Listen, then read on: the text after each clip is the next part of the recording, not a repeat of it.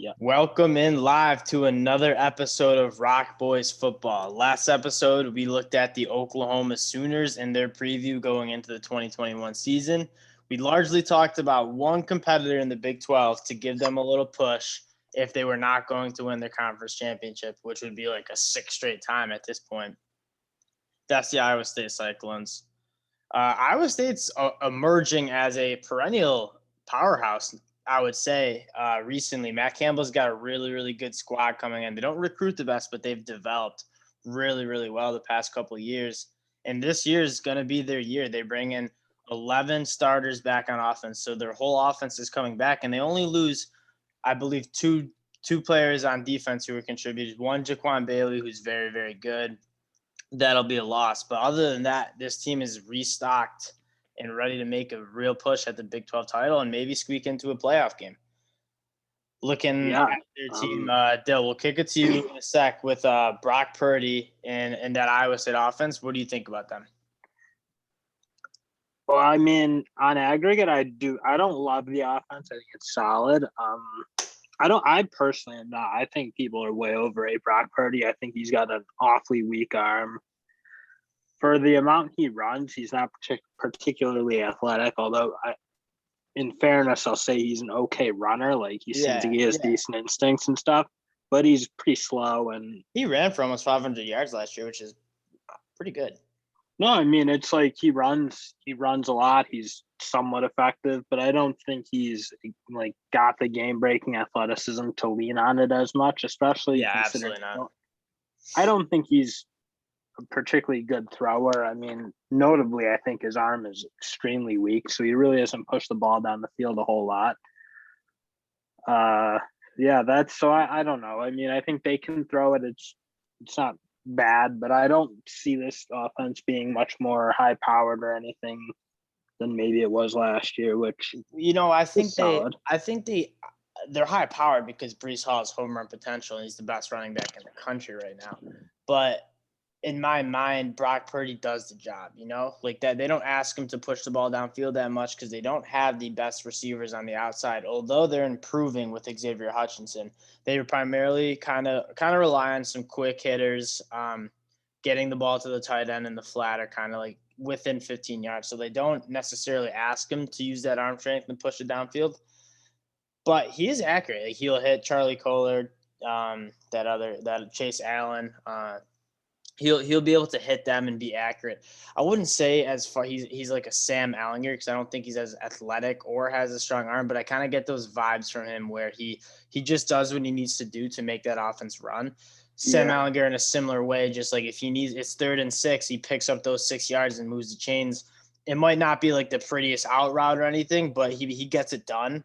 I think Brock Purdy's similar. He's almost I don't know if I go as far call him like that gamer, but he gets it done, and he's one of the better quarterbacks in the Big 12. My issue is that when you're on an Iowa State-like team that does not have a whole lot of talent around them, you need a quarterback who can ball. Like, I'm thinking of the teams that emerged, Baylor, Texas A&M, with like you had quarterbacks who could take that team to the next level, and not compliment the guys around them, but like lift everybody up. And I don't see him as that. So I think it's always going to be hard for them to consistently beat teams like Oklahoma, like Iowa, I don't think Texas is great, but Texas is unquestionably more talented. So it's always hard for them to beat those teams that are much more talented than them, or at least have better athletes and whatnot around. But they're starting to do it because they did go and beat Oklahoma, and they pushed them again in the Big 12, although it was not as competitive in the first half. Yeah, I don't think that was a competitive game, personally. I'm not going to lie to you. I think,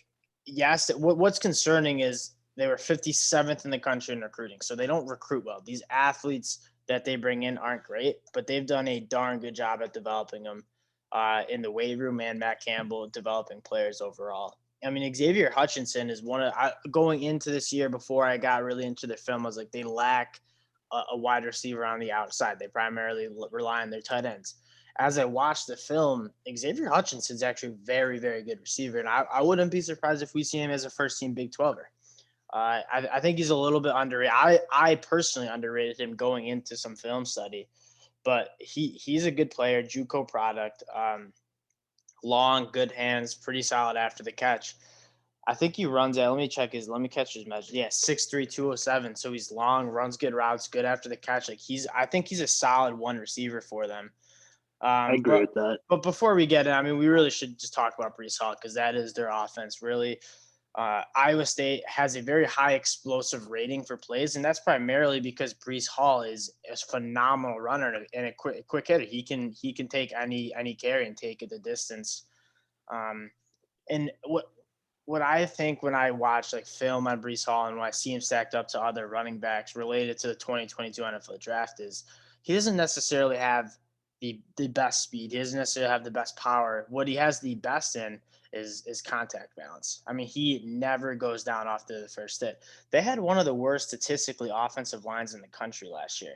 I think Breece Hall was getting tackled. His first contact was averaging before the line of scrimmage, and he still had 1,500 yards and 21 touchdowns on 5.6 average carry.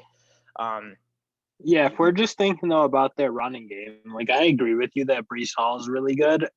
The problem with it is they're not a very consistent team, and I don't think you can count on them getting 4+ a down. Like they are very much reliant on big plays generated by Breece Hall, and other than that, I don't think it's a particularly steady game. Maybe like a Wisconsin that like they're gonna line it up and they're gonna get 4.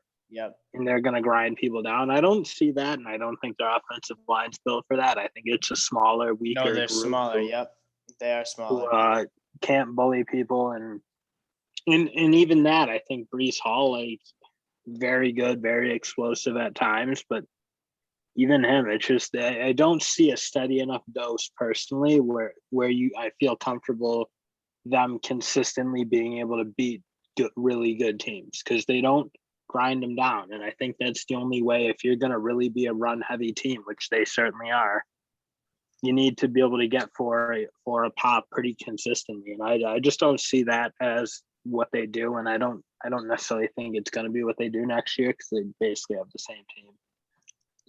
Yeah, I think I'm a little bit more optimistic on how this offense is going to run. Again, I also didn't think I was going to be I was pleasantly surprised with Iowa State as I started watching some film on them. I didn't think that Breece Hall was as good as he is. I didn't think Xavier Hutchinson was as good as he is. They both were much better than I thought, much more productive. And yeah, that offensive line, especially in that OU game in the Big 12 championship game, seemed to be a problem. Granted, they were going against one of the better defensive lines in the country with OU because they had not only Nick Manito, Perrion Winfrey, Isaiah Thomas, the guys we talked about, but you also add that Oklahoma DN who won in the draft. I'm blanking on the name too, but I know you're talking about Ronnie Perkins. So Ronnie Perkins. I think it's Ronnie Perkins. But yeah, so that's a good defensive line that's hard to necessarily put out good film against. But they do return all those guys. Ideally put some more weight on them, put some more strength on them, and get those guys going. Colin Newell. And in fairness, there was a bit of youth on that team. I mean, the right side of it were young freshmen. So, so you hopefully they develop. And again, you put some size on them and add some power and who knows? Because it sounded like they were like brutal. I think they're a little better than what stat you just gave. Yeah, and they weren't horrible, but they weren't. I wouldn't say they were the reason for the team's success. It was much more Breece Hall being a gamer. I do see your concern though with if you're going to be so reliant on the run, like Iowa State kind of has to be sometimes, you want them to be a little bit more consistent, like the Wisconsins, like the Iowas. Those guys have dogs up front who are consistently eating 5 yards per carry. You don't necessarily see that as much as Iowa State. That being said, I don't think you give enough credit to Brock Purdy. I think he's a little better than you might see. That might just be what we disagree on, which is okay. But I think Brock Purdy's a little bit better. I think he can make some throws. He's not an NFL talent. I don't see him being an NFL starter at a high level. He could be kind of a lower level starter, more of a backup in the NFL. But I still think he's a good college quarterback. Takes care of the ball, does what he needs to do to move the chains. See, that's kind of my issue is he's just good. That's kind of how I care. He's a good player. If you're not in Alabama, it's hard to win conference championships. Yeah, quarterback just being. When you're Iowa State, you need great. You probably need your quarterback to be great. You can also win a lot of games by just playing really solid fundamental football, and that's what Iowa State. Oh yeah, I mean, so they are. Well, they certainly have been doing that. So. Can you beat Oklahoma on the road November 20th just playing solid football? We're gonna see about that because that's definitely not given. Although Oklahoma will give you some mistakes there and there. Yeah. I mean that's what happened in the first game. There's one other guy I want to talk about before we kind of move on to their defense, and that's Charlie Kohler, All-American. Dog. Yeah, he's a good blocker. He's big. He has a great catch radius. Very, very solid hands. I don't think he dropped a single pass that I saw in film at all. And they also have that other tight end, Chase Allen. So they got two really good tight ends who they lean on heavily. They like to do a little play action and kind of drag those tight ends across the field, get the ball to them in the flat. Those guys are good, and they lean on them heavy, and it's so good for a guy like Brock Purdy to have somebody over the middle who you can find and who's a reliable tight end who's a big target over the middle. And so I think that rounds out their offense. And I agree with you. Were they a little bit relying on Breece Hall to make some big plays? Yes, I think that's very fair. That being said, you're relying on the best running back in the country. So it's not necessarily like that's a big problem. I think Breece Hall can do that. I'm actually really excited to get into the 2022 draft ranks because I think Breece Hall is going to be really, really impressive. Because I always saw it going in. I always saw Breece Hall, okay, he's just a solid back, but he's not necessarily special.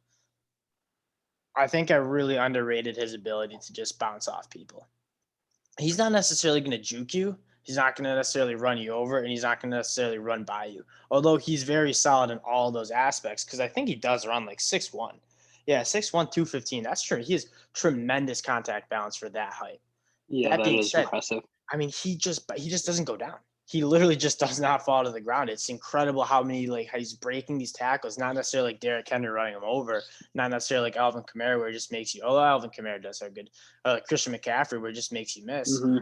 He's just bouncing off tackles, staying on his feet, getting yards. And yeah, it's not always pretty, but he just gets the job done. And I really liked his game watching him on film. And so, yeah, that offense, I think, is going to be solid. They obviously, like we said over and over, they return all the starters. And, the Rock Boys love returning experience in college football. And so I think they're just going to be a super, super solid team on that side of the ball. Let's move over to their defense, which honestly was really, really good last year. They lose Jaquan Bailey, who's kind of a really good pass rusher, but I didn't even think he was the best on the team. I thought Will McDonald was much, much better, number 9 for them. And, yeah, they run that 3-5, so they kind of play with 5 linebackers, more of like a walk-up safety nickel guy. But that 3-5 works. Like, I generally hate that scheme, and I think there's a reason very few NFL teams kind of run it. But when you have a super active D-line that actually, in fairness, generates a fair amount of pressure on the three of them, not necessarily relying on blitzes, and you can drop those linebackers and you can drop like 4 or 5 of them, or 4, I wouldn't say 5. You drop maybe 4 of them, and you can bring pressure with your front like that. That's a kind of a tough defense to deal with, especially in the Big 12. So I'm with you. Like, that's a super active defensive line. Although I do think the 3-5 puts them in a tough spot. They make it work. So credit to them. Really good unit returning. I guess so. The only loss is the guy you were just talking about, but it's not. Bailey, yeah, it's not that bad. I mean, Will McDonald. Will McDonald is really, really good. I love his game. I'm excited to see what he does. I'm happy to see. Well, I don't think he was draft eligible, but he's a little bit undersized for that for that role he plays in a 3-5. But I think the most important thing, and I don't mean to not act like talent's not a big deal, because it is. But those 3 guys, whoever they have out there, they play hard. Yeah, they work. They do work hard, man. And that's so big when you have a 3-5, because you need those guys to just keep trying to get after the quarterback and affect the pocket. Because when you're dropping 8 guys, you just got to keep working to that quarterback, and they do that to their 100%. I mean, 100%. I agree with that. I think their linebackers are probably the strongest unit on this team, obviously led by Mike Rose, All-American. He had 5 interceptions last year. Mike Rose, not the most athletic, and I think that's probably why he didn't go to the draft last year, because he's not like a Micah Parsons, right? He's not like obviously Micah Parsons free. He's not a Nick Bolton. He doesn't have that like freakishly quick twitch type of game, but he's probably the smartest player in America. I mean, whenever they drop him back in zone, he's always just in passing lanes, affecting passing lanes, and getting 5 interceptions.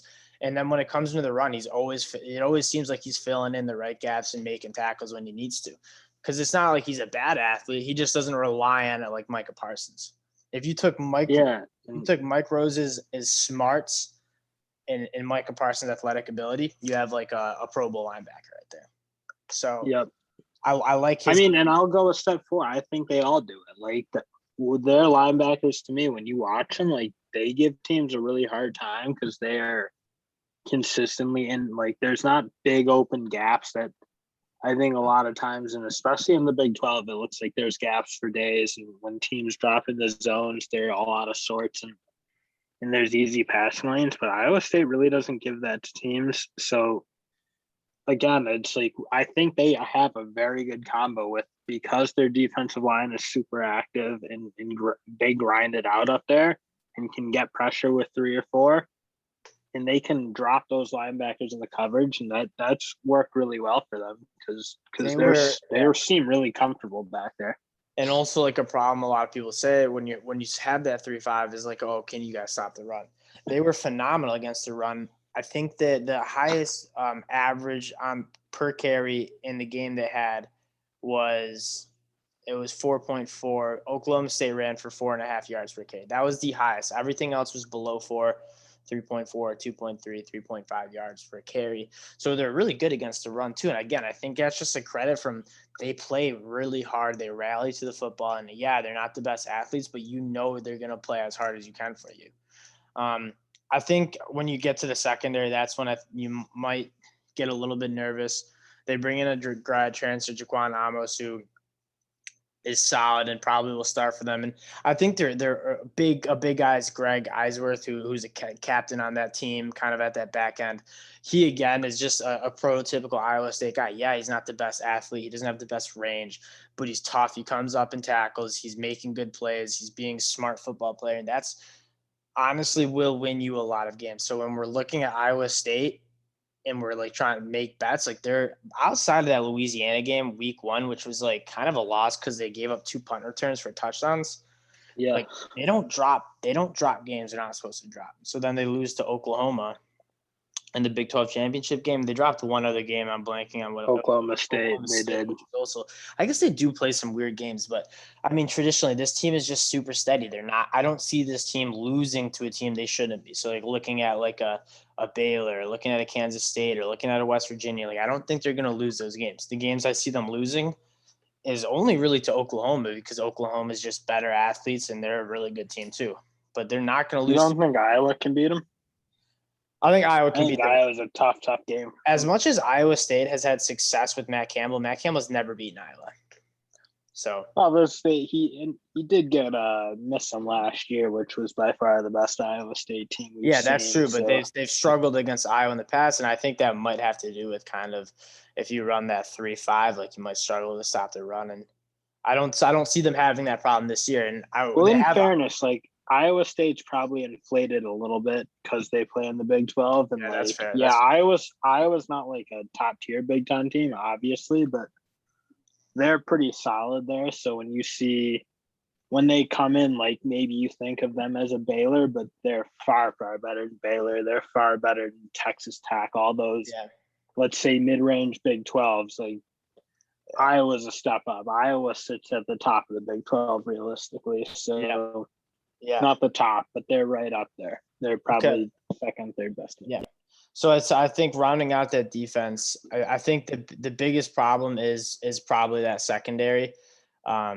I don't they think don't give up big plays much, do they? Like I know they're not maybe steady and they give up some yards and some catches, but they don't get. I didn't think they gave up much. I think Iowa State Easy, is I that wouldn't say. prototypical kind of bend but don't break. Like they don't give up a lot of points. They're kind of stingy in the red zone. But yeah, it's because they don't have corners to lock down Marvin Mims. Like you have to respect Marvin Mims, other guys like that, because they don't have like a JC Horn who can just like man up on him and give him nothing.